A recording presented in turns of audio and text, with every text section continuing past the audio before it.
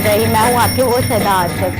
जैसा कि मुल्क भर में फिर से कोरोना केसेस में इजाफा हो गया है और हमारे जो है कारोबारी सरगर्मियाँ, स्कूल्स हो गए, वो मामूल के मुताबिक जो है वो चल रहे हैं। लेकिन हमारी जो आवाम है वो अपने SOPs को किस तरह से फॉलो करिए, स्कूल SOPs किस तरह से फॉलो करवा रहे हैं, अपने बच्चों को किस तरह से मास्क के और उनकी जितनी भी प्रोटेक्शन उनको किस तरह से कराई जा रही हैं, आज हम इस पर ही बात करेंगे। लेकिन मेरी आज आप लोगों से रिक्वेस्ट है कि दिन ब दिन जो है केसेस में इजाफा हुआ जा रहा है, तो प्लीज़ खुदारा घर में, हम बाहर तो SOPs फॉलो करवा सकते हैं लेकिन घर में आप लोग प्लीज़ खुद से इनके ऊपर जो है इम्प्लीमेंट करें और आप लोग अपने तरीके से जो है अपनी सेफ्टी खुद करें। और आज क्योंकि हमें जो है पिछले जो हमने शो किया था स्किन के हवाले से, तो हमें दोबारा से रिक्वेस्ट मौसूल हुई थी काफ़ी सारी कि आप जो हैं वो स्किन के ऊपर दोबारा बात करें और ब्लड प्रेशर और शुगर वगैरह डिफरेंट जो मर्ज होते हैं, आज हम उस पर भी बात करेंगे। तो हमारे साथ आज स्टूडियो में मौजूद हैं डॉक्टर मुश्ताक और डॉक्टर सफदर,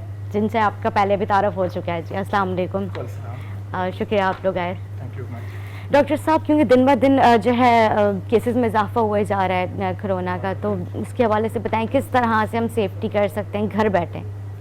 देखिए, ये तो क्लियर है कि कोरोना के फैलाव को रोकने के लिए जो सबसे इम्पोर्टेंट चीज़ है, जैसे आपने प्रोमो में बताया कि SOPs पे जो है वो हमारा अमल करना है। बिल्कुल, SOPs में अमल करने का मतलब ये है कि सबसे पहला इम्पोर्टेंट ये कि आप सोशल डिस्टेंसिंग करें, ठीक है, और इसके अलावा मास्क का इस्तेमाल करें और कोशिश करें कि बहुत ज़्यादा भीड़ वाली जगहों पे न जाएं, और कोशिश ये करें कि जो SOPs हमें इवन गवर्नमेंट ने दिए हैं, खुद हम जानते हैं, उस पर जो है वो मनोन अमल कर लें। अगर हम ऐसा नहीं करेंगे तो जाहिर है कि कोरोना के फैलाव को कोई नहीं रोक सकता।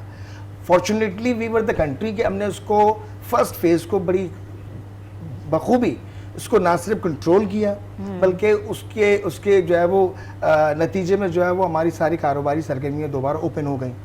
मगर उन SOPs पे जिन पे गवर्नमेंट ने कहा था और एज ए ह्यूमन बीइंग हमने अमल करना चाहिए था, हमने नहीं किया। क्योंकि सिंध गवर्नमेंट तो हमारी नहीं चाह रही थी ना स्कूल्स वगैरह खुलें, लेकिन फेडरल गवर्नमेंट जो है वो उनको फोर्स कर रही थी कि नहीं आप लोग दोबारा मामूल के मुताबिक सब चीज़ें स्टार्ट कर दें। जी।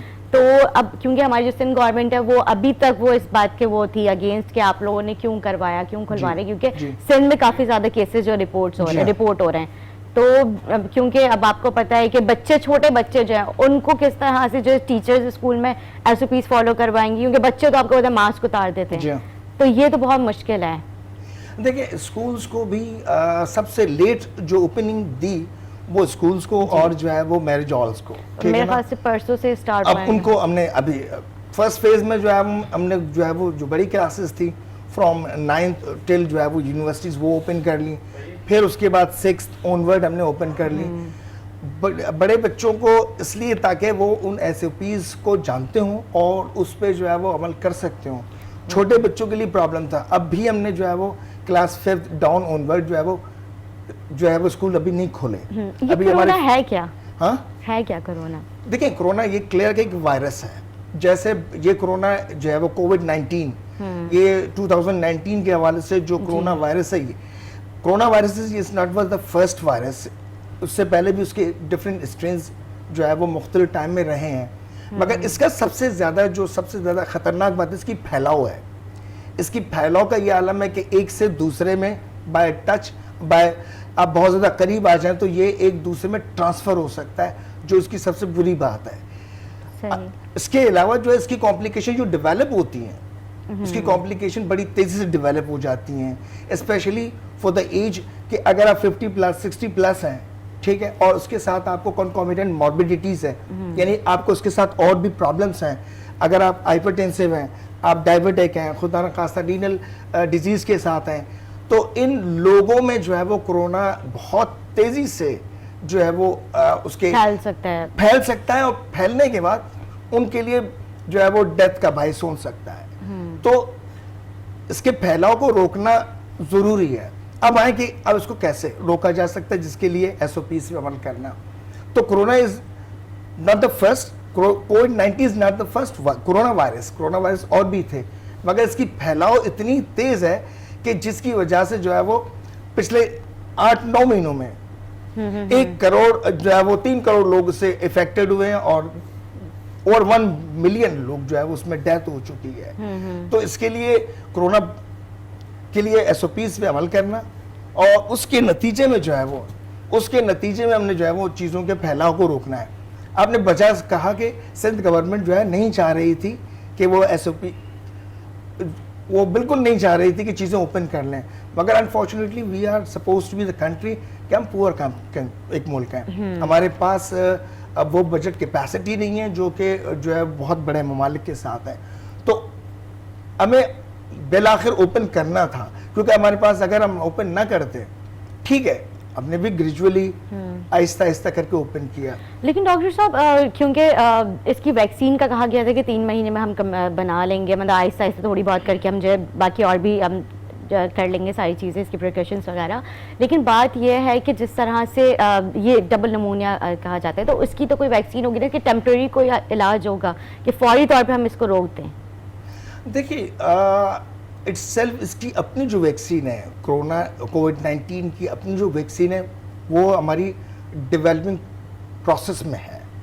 कोई भी वैक्सीन जब आती है तो वो तो बहुत ज़्यादा टाइम ले लेती है। इसके लिए तो मेरा ख्याल में पूरी दुनिया ने कोशिश की और बड़ी तेज़ी से कोशिश की। यही वजह है कि कोई भी मेडिसिन आती है उसको 4 फेजेस में आती है, first, second, third, fourth phase. First phase में जो है वो उसको इटसेल्फ डेवलप होना होता है, सेकंड फेज में उसके जो है वो लेबोरेटरी इन विट्रो ट्रायल होते हैं, फिर इन वीवो इंसानी बॉडी में ट्रायल होते हैं और फिर उसको कमर्शियल लॉन्च कर देते हैं। इस वक्त जो भी 2-3 वैक्सीन डिफरेंट कंट्रीज़ ने जो है वो डेवलप की, जिसमें चाइना भी है, वो इस वक्त फेज 3 में है, 3rd लेवल पे, जिसमें हम जो है वो लोगों में, वॉलंटियर्स में या गिनी पिग्स में हम यूज़ कर रहे हैं। जिसमें पिछले दिनों पाकिस्तान में भी हमने वो जो वैक्सीन थे पाकिस्तान में मुख्तलिफ जो है वो हॉस्पिटल्स में उसके ट्रायल हुए हैं जी। अब उसको कमर्शियल लॉन्च करने के लिए इन ट्रायल्स के नतीजे में जो रिजल्ट आएगा कि इट वाज सक्सेसफुल, किस हद तक सक्सेसफुल है, उसके बाद दिसंबर में या अगले साल जो है वो फर्स्ट क्वार्टर में ये शायद कमर्शियल लॉन्च के लिए आ जाए। सही जी ठीक है। अच्छा डॉक्टर साहब, मैं सफदर साहब आपकी तरफ भी आऊँगी, लेकिन क्योंकि अब आपको पता है अभी टॉपिक जो है कोरोना का है और शुगर ब्लड प्रेशर का भी काफ़ी जो है वो मर्ज जो है काफ़ी तेज़ी से फैल रहा है। जी, तो जो है इसके हवाले से भी कुछ बताइए कि किस तरह से होता है, क्या ऐसी वजूहत होती हैं, कोई स्ट्रेस होता है, क्या होता है? देखिए अगर आप शुगर डायबिटीज़ प्लस ओबेसिटी, ये तीनों जो है वो मतलब हाइपरटेंशन, डायबिटीज़ एंड ओबेसिटी, ये कंकॉमिटेंट हैं, ये एक दूसरे के साथ जो है वो जुड़े हुए हैं। और हमारी इस वक्त जो है वो 1/4 पॉपुलेशन इन तीनों डिजीज़ के साथ है। इसके जो रिस्क फैक्टर्स हैं कि जिसकी वजह से होता है, सबसे पहली बात है ओबेसिटी, ओवरवेट। इस जदीद दुनिया ने जो हमारा लाइफस्टाइल चेंज कर दिया है वो ये है कि अब जो है वो आप घरों का खाना कम खाते हैं और पिज्ज़ा और मैकडोनल्ड्स ज़्यादा खाते हैं अनफॉर्चुनेटली, और खुसूसन बच्चे तो इसके बड़े शौकीन हैं। हर वीकेंड में मुझसे आपसे जो है वो ये फरमाइश होती है कि अब्बू हमें लेकर जाएं, अम्मी हमें लेकर जाएं, ठीक है ना। तो weight gain is one of the problem. सही। वेट गेन के साथ इनएक्टिव लाइफस्टाइल।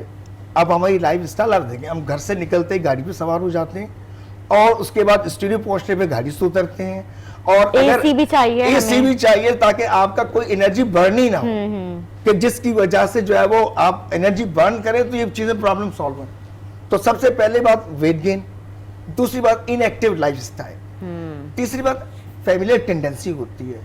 ये तमाम जितने अमराज हैं उसमें जो है वो फैमिलियल, अगर हमारे वालिदैन में है, फॉर्चुनेटली जो है वो हमारे वालिदैन जिनकी वजह से हम हमारी अगर उनमें ये है तो फिर ये भी हो सकता है, ठीक है ना। कुछ रेसेस हैं उनमें भी, और एज फैक्टर इज देयर। अगर आप 35-40 प्लस मेल या फीमेल है तो उसमें भी जो है वो हाइपरटेंशन, डायबिटीज़ और ओबेसिटी डेवलप हो सकती है।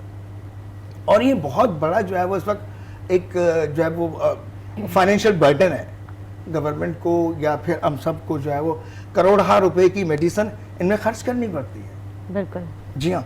ऐसी है क्योंकि लास्ट शो जब हमने किया था सैटरडे का आई थिंक, राइट सैटरडे तो जी तो उस पे भी जो है इन्होंने बताया था कि स्किन जो है वो डिप्रेशन का भी मैंने इनसे जिक्र किया था। उन्होंने ये कहा था कि जब आप डिप्रेशन में होते हैं तब आपके स्किन का भी जो है वो इफेक्ट हो सकता है उससे, कि मतलब वो क्रैक्स आना शुरू हो जाते हैं और जो है वो ड्राई हो जाती है, फिर उससे जो आप स्क्रैच करते हैं तो वो ज़ख्म हो जाते हैं। तो ये भी एक जो है मतलब स्ट्रेस का भी एक ये ताल्लुक है। अच्छा, क्योंकि स्किन जो है, क्योंकि एक मैंने मर्ज सुना था गैंग्रीन्स होते हैं, तो बिल्कुल। वो भी एक शुगर की ही मेरे ख्याल से ये एक साम है ना। वेरी राइट, मैं उसी की बात करूंगा कि जैसे हमने रिस्क फैक्टर की बात की कि रिस्क फैक्टर में वेट गेन शामिल है, वेट गेन के साथ इनएक्टिव लाइफ स्टाइल है, फैमिलियल टेंडेंसी है, जेनेटिक्स है, उसके अलावा जो है वो एक एज फैक्टर भी है, ये तमाम चीज़ें हैं। मगर उसकी जो कॉम्प्लिकेशन है वो सबसे ज़्यादा इस वक्त हमारी ख़तरनाक है।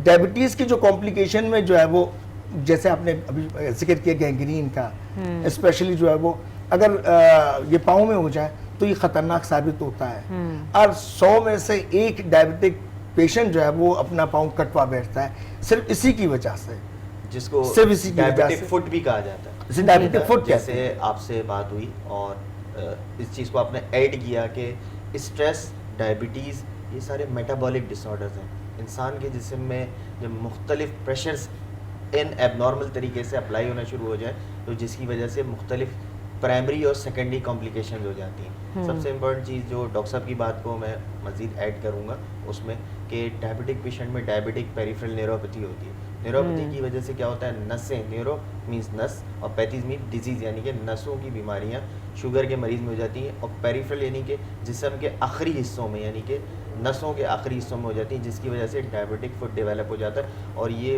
वो बीमारी है जिसकी वजह से पैर बिल्कुल एक ज़ख़म और अल्सरेशन की सूरत इख्तियार कर लेता है और बहुत ही कॉम्प्लिकेटेड होता है। इसका रिवर्सल जो होता है वो बहुत ही कॉम्प्लिकेटेड होता है। और क्योंकि डॉक्टर साहब हमारे जो है वो as a family physician and diabetologist हैं, तो ये ज़्यादा बेहतर जानते हैं कि diabetic peripheral neuropathy leads to ulceration and diabetic foot. तो इसमें दोनों सेगमेंट्स ऐड हो जाते हैं। स्किन प्रॉब्लम तो वैसे ही है क्योंकि उसमें जख्म पड़ गया पैर के अंदर, और वो इंड्यूस्ड है डायबिटीज़ की वजह से, शुगर की वजह से, और क्योंकि नसों की भी उसमें पेचीदगियाँ पैदा हो गई जिसकी वजह से ये सारी प्रॉब्लम होती है। बिल्कुल। अच्छा डॉक्टर साहब, कैसे पता चलता है कि हम किसी का जैसे डायबिटिक कोई पेशेंट है तो उसको किस तरह से पता चलेगा कि वो जो है उसको शुगर हो गई है? शुगर डायग्नोस देखें, उसके कुछ सिम्टम्स जो है वो उस मरीज़ में, उस पेशेंट में जो अराइज होना शुरू हो जाते हैं। सबसे पहली बात, उसको थस्क बहुत लगती है। ठीक है। थस्क और फ्रीक्वेंट यूरिनेशन, स्पेशली नॉक्टोरियल, यानी रात के वक्त पेशाब के लिए बार बार उठना, ठीक है।